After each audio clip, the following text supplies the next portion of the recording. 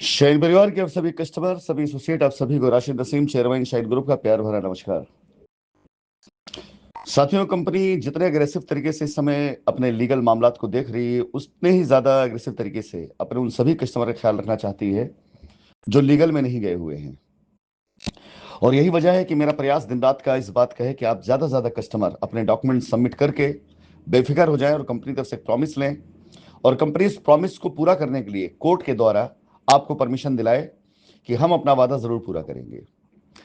इस क्रम में जितने कस्टमर्स लखनऊ पहुंच के जिन्होंने अपने पेपर जमा कर दिए, वो सभी वाकई में उन्होंने बहुत बड़ा कार्य किया है, और उनकी वो सारी मेहनत और प्रयास की वजह आज मैं ये कह सकता हूं कंपनी बहुत हद तक अपने आप को बाहर ला चुकी है। और मेरी जिम्मेदारी है कि मैं उन सभी कस्टमर्स की लायबिलिटी सबसे पहले उतारूंगा जो कस्टमर शुरुआती दौर में जाकर लखनऊ अपना पेपर जमा कर चुके हैं। इसके बाद अलग अलग शहरों में भी ये सर्विस देने की कोशिश की गई, लेकिन क्योंकि मामला लीगल से जुड़ा हुआ है और मैं नहीं चाहता हूं कि इसमें कहीं कोई भी ऐसी गलती किसी से भी हो जाए जिससे लीगली इस मैटर में कहीं कोई ऐसी कमी आ जाए या कोई ऐसी चूक हो जाए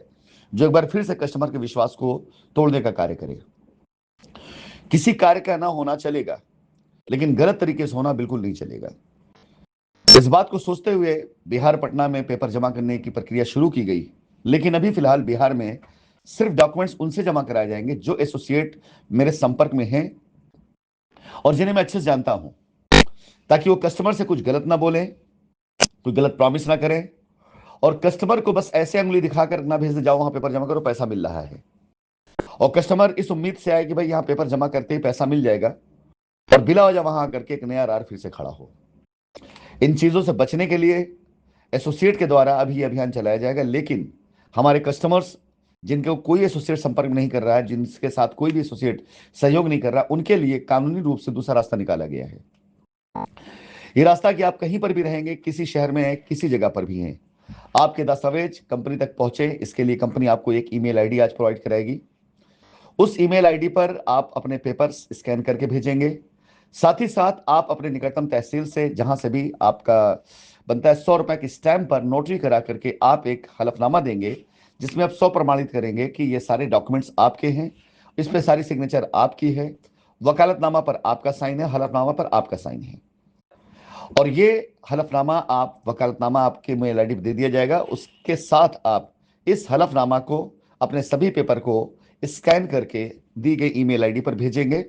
और मेरी ईमेल आईडी पर इसे सीसी करेंगे।